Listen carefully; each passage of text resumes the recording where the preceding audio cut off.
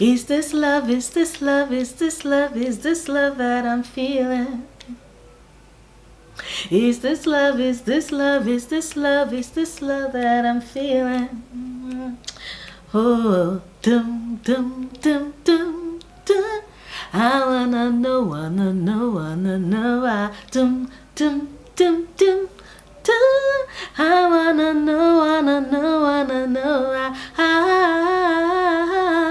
Okay, yes, so I am I think I just went off key in the second part of that song, which I need to hear that song again. But I love Bob Marley, but I also felt that it was fitting because today is Valentine's Day, and I'm like, okay, I want to talk about my top 10 romantic couples in books, because I might be a cynical bitch, but I do believe in love, especially love between two book characters. Do I believe in love for me? What do you think? Is this love? Is this love? Is this love? Is this love that I'm feeling? Is this love? So we'll kick this off with my number one favorite romantic couple, and that is Elizabeth Bennet and Mr. Darcy. Like, who is surprised? Show of hands. Pride and Prejudice is one of my favorite books of all time. Elizabeth and Darcy's relationship is just amazing. Yeah, it was my very first introduction into the enemies to lovers trope, and that was when I realized that there was something I loved in books and I loved seeing among bookish couples, and when it's done right, I appreciate it. I love how it is that through their difference of opinion and through their difference in station, they eventually do come together and find love. And I love what it is that their relationship represents, what it stands for, which is that we should learn to look beyond first appearances. We should learn to look deeper than that. We should learn to let go of our prejudices and our biases, especially when it comes to matters of our heart. And also, most importantly, even if it is that you do mess up, even if it is that you do fuck up and fuck up big time, being honest, being willing to admit your faults, and being able to move beyond that will definitely bring you love in the most satisfying of ways. So I love their relationship. I love what it is that it had to say, and they of course make number one on my list. I repeat, who is surprised? Raise your hands. My second favorite bookish couple has to be Vicious and Emilia. Yes, Baron Vicious Spencer and Emilia LeBlanc from L.J. Shen's Vicious. I would admit that their relationship is dysfunctional as fuck, but I also admit that there's just something about who Vicious is and what he stands for, and what he brings to the table that just makes Emilia better, makes her more assertive, makes her unwilling to bend, makes her also at the same time aware of when it is that she has to bend. I love the fact that the sexual tension and chemistry between both of them is off the charts. I love the fact that Vicious, when it is that he finally does get his head out of his ass, and he does do that pretty quickly, you can see that other than the way he antagonizes her, he also respects her. Do I think that that is how you show affection to people? Nope. Like I said, their relationship is dysfunctional as fuck, but their relationship also works. I think that there is nobody else that would be perfect for Vicious like Emilia is, because she is vulnerable and she's also so strong, and she can also be very acerbic and also very kind. And I think that there are so many things in her that helps him find a home in her, and there are so many things in him that is her solid rock, a standing place, the one person, the one being that she knows would always have her back, that would always come through for her, even as it's blowing her brains and her back out on a fairly regular basis. Yeah. I repeat, they do have some fantastic sex in that book, like some really fantastic sex. The third bookish couple on my list has to be Johan and Naya from A Prince on Paper by Alyssa Cole. You all know how much I love the Reluctant Royal series, and I think I've said it more than once on my channel that A Prince on Paper is my favorite entry into that series. I love Johan and I love Naya, and I love their relationship. He's someone that has lived his life tricking others. He's somebody that has lived his life making so many sacrifices for others, even though a lot of people don't even know, a lot of people don't even notice because he's gotten so good at hiding. And then here you have Naya, who has been practically invisible all her life due to a form of abuse that her father has been meting out on her, even though nobody knew, and the people that were aware just kept ignoring that. But you have Naya, who is so used to fading into the background, who is so used to being invisible, and she sees him and he sees her, and there's this mutual respect between both of them. And then you have these two people who are unlikely in so many ways find love, no, find friendship, find understanding, find respect, find love, and then the sex is just amazing. Yes, like it's a Reluctant Royal series. Alyssa Cole feeds us well, but yes, I definitely more than had a blast, more than enjoyed the series. And I think that together Yoan and Naya work so well as a couple that I love them so much. Next is Malik. Yes, Magnus Bane and Alec Lightwood from Cassandra Clare's Mortal Instrument series. Magnus Bane helped me find me, and I think that his relationship with Alec, how it is that they bridge this divide of two separate groups. I wouldn't say two warring groups. Actually, I wouldn't say they are warring, but they just, Shadowhunters and Downworlders do not get along. They do not like each other. One group treats the others like they are beneath their feet, and the other group is very distrustful of Shadowhunters. And then you have these two unlikely people find each other, find love, and they are groundbreaking in their love because they are two men who not only are shattering society's biases but also their kind's biases as well. It's an epic love story. It's epicness, what it is that they share, what it is that they have. So yes, I'm a big Malik fan. I love them in the shows. They are what I look forward to in the books. You all know I'm slowly making my way through the Cassandra Clare books, and I've been sharing my thoughts in all my wrap-ups so far. And there are some books that I like, some books I'm like, okay, what the fuck. But I consistently, for me, the relationship that has gotten me through the entire series is Malik. I love every time, whatever iteration they give me, whether it's in the movie, whether it's in the book, whether it's in the show, whether it's in a comic, I would consume it and I would take it because I repeat, I love Malik. I love Malik a lot. The next couple on my list has to be, yes, Feyre and Rhysand in A Court of Mist and Fury by Sarah J Maas. I would state categorically, I don't think anybody's surprised, but if it is that you did not know, yes, I'm a Sarah J Maas fan. Sue me, I don't give a shit. But yeah, I love Sarah J Maas, but I particularly love Akumath. I love Akumath because of the transformation that Feyre undergoes and her finding herself and her power. Yes, I definitely do love that in the book. But I do also love Akumath because of her relationship with Rhysand, seeing him be there for her, seeing him encourage her and push her and motivate her to become the best version of herself, to accept her power, to not shy away from that, to not make herself less for anybody or anyone. I loved seeing that. He's good for pushing her and letting her be herself, flaws and all, and she's good for seeing him beyond the facade he leaves for others. And I just think that they are equals in power, in strength, in their beliefs, and in also their love for one another. So I definitely would say Rhysand. Like, oh goddamn, Rhysand is just amazing. I repeat, I'm a huge Sarah J Maas fan. This is one of my absolute favorite Sarah J Maas books. This is my favorite of the ACOTAR series. Like, ACOTAR was just ACOWAR, I was just, yeah, like, okay. ACOFAS, I'm like, it's a novella. I was not expecting anything anyway. But Akumath, definitely my favorite in the series. Love this book. Absolutely love this book. I wish I could get this book in multiple copies and just spread it out and just consistently keep rereading it, especially my favorite lines. Like, love this book, love Rhysand, their relationship, just love it. Do I think that their start was very dysfunctional? Yes. Like, I'm certain you're like, Noria, you love Vicious, and Emilia, you love Rhysand, seriously. And I'm like, yeah, I like what I like, and they are one of my absolute favorite couples. So yeah, sorry, not sorry. My next favorite couple has to be Mia and Ashley from J. Kristoff Nevernight series. I'm turning my face because I know if you exist in this world and you're a Mia and Trick fan, I salute you.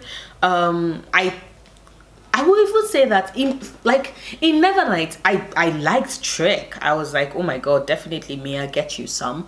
But I understood our relationship with Ashlyn better, and that was even when they were platonic. And then we got God's Grave, and sure, Ashlyn is a backstabbing bitch, but seeing them work from that distrust, or rather, seeing Mia come from that distrust to love, to attraction, to love, that was the love, the epicness, that was the love between me and Ashlyn. I'm just, I lose my breath. Ashlyn is someone who gets her darkness, who gets her thirst for vengeance, who wants that as much for her, but at the same time wants her to get her vengeance, but also wants the happy ever after. And she works for that, she strives for that, she gets that. Like, I repeat, this couple in the Nevernight series, I love them. I know they are not for everybody. I understand, I admit it. They are not for everybody, but they are for me.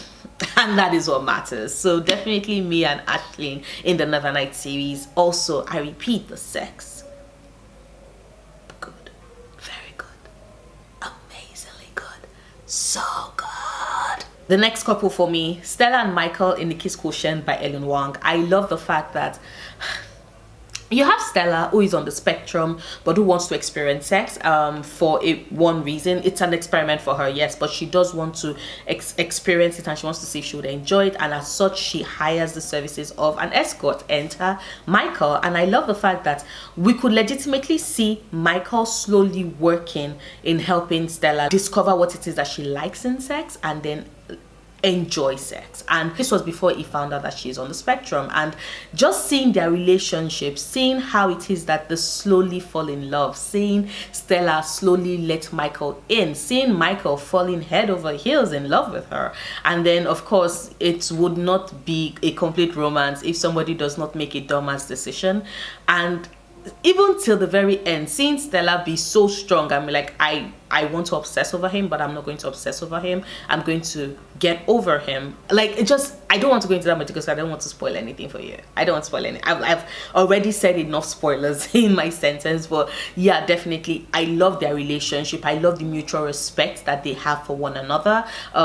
Stella respects Michael, respects what he does for a living. Michael respects Stella, respects her boundaries. Like, boundaries are a key thing for me, and seeing just how well they respect one another in this book just makes me so happy. So definitely Stella and Michael in The Kiss Quotient, love them. My next favorite couple, Bane and Jesse Carter in LJ Shen's Bane. I love Bane and Jesse. Jesse is one of the strongest characters I've met in the book. She has been through hell. Trigger warning, because this book does have rape in it. Jesse was raped. In fact, that is how the story starts. And as a result of that, she has been living a life in that cage of that hurt, that pain that she's experienced. And Bane is hired to draw her out of her shell, and seeing the two of them fall in love, like, Bane is a bad boy, but he's not a bad boy like Vicious. Like, Vicious is vicious, is a vicious person. Bane is actually very, very nice. He's a nice person. He loves his mother, he respects women, he's a total complete badass. I love him, and I think that seeing his relationship with Jesse, seeing how they grow together, seeing how they fall in love, seeing him slowly help pull Jesse out of her shell, seeing him fall hopelessly in love with this woman who is so strong and so amazing and such a badass, and slowly come into herself. Like, this book, their love was just epic. I loved it. I love that relationship. There are some things in the book that I had a problem with, yes, but their relationship was just 100/10, absolute top-notch amazingness. I love their relationship so much. So definitely Bane and Jesse in Bane by LJ Shen. That relationship. And once again, the sex was so good. So good. But then again, is Roman being Butesco? Who is surprised at that sex scene? Nobody. I wasn't. I most certainly was not. And then there's Kaz Brecker and Inej Gaffer in the Six of Crows zoology. Like, Six of Crows has 3 sets of couples, of course, but Kaz and Inej would always be my favorite. I just love how it is that Inej encourages Kaz to be a better person, and is a better person to a certain point, because she does not try to change who he inherently is. He is Dirty Hands. He's always going to play dirty and be vicious and be cruel and be wicked, but also have a code, and his code is guided by Inej's code. And even though sometimes he treats her as dispensable and would just not communicate, but when he does, when he lets her know how much he loves her and how much he would fight for her, you just lose your breath. I love their relationship. I love love. I love them, and I am over here smiling like a loon, losing my shit over this romantic couple, even though it is that they can never kiss, they can never touch, because both of them are dealing with trauma, and Kaz does not like being touched. Like, it's funny, on my list I have couples that I'm like, the sex is hot, and then there's Kaz Brecker and Inej Gaffer, and they can't even touch, talk less of kissing, and I'm still like, oh my god, I'm losing my mind, and I'm swooning, because I repeat, this couple is just fantastic, amazing, brilliant, wonderful, mind-blowing, good. Like, yes. Kaz and Inej, like, love them, absolutely love them. And then finally, the last couple on my list has to be Alex and Henry in Red, White and Royal Blue by Casey McQuiston. I just love it. I love the fact that this book made me feel the feels. This couple had me swooning and losing my breath. Like, it's the son of the President of the United States and the Prince of England, and they meet and they do not get along, and then you find out that all that tension is also actually attraction, because you don't spend practically your entire life following somebody's every move because you distrust them. Yes, now I'm getting Harry Potter and the Half-Blood Prince vibes, because like I don't want to get distracted, but anyway, yes, I love them. I love how sweet they are, and I love how romantic they are, and I love how it is that Henry was the final light that Alex needed to be like, oh my god, holy shit, I'm bisexual. And then seeing them work through that, seeing them have such a public romance, and seeing them be so good to each other, and seeing them unwilling to back down, unwilling to let go of their love, and like their love is a love that transformed the entire world, that had the entire world watching and swooning alongside. And I'm just and it's queer and it's beautiful, and I love their love. I love them. I have a soft spot for Alex Diaz, so he definitely would make his list with his boyfriend Henry. Like, yes, I'm swooning, I'm blushing, if it's possible. I love them. I love among bookish characters and characters in other mediums like TV shows and movies. I love love. I love fictional love. Like, what does that say about me that I love fictional love? Fictional love is honest. It's honest. Like, make of that what you will, but I think fictional love is honest. But yeah, that is this video. Happy Valentine's Day, everybody. I hope it is that you had a blast today. Even if it is that you did not get a present from someone you like, I hope you got yourself something nice. I hope you pampered yourself and spoiled yourself, because you are deserving of love. You're deserving of the world. You're deserving of making yourself feel good. You know, so even if it is that you're not in a relationship and you did not get anything from somebody, treat yourself, take yourself out, you know, watch a movie, see a play, listen to music, buy yourself some chocolate, run yourself a bath, just pamper yourself and love yourself today, because you deserve all the love. Besides, like, loving yourself is the first step towards loving somebody else. But I think that today, if it is that you don't have a partner, engage in some self-love, and let me know what it is that what were your plans for Valentine's Day. Drop them down in the comments down below. Who are some of your favorite romantic couples from books, and if not just books but also other media. Drop them down in the comments down below. If you like this video, please do not forget to give it a big thumbs up. Share it, please share it. It definitely helps grow my channel. It makes other people discover my content and it makes me very happy. So share this video if you actually did enjoy it. If you have not subscribed to my channel, check out my other videos. If you like them, please click on that subscribe button, and if you do, click on that notification bell as well so you can know the minute I have a new video go up. I make new videos every Sundays, Wednesdays and Fridays, and I'll see you soon. Until then, stay passionate, love books, love yourself. Bye.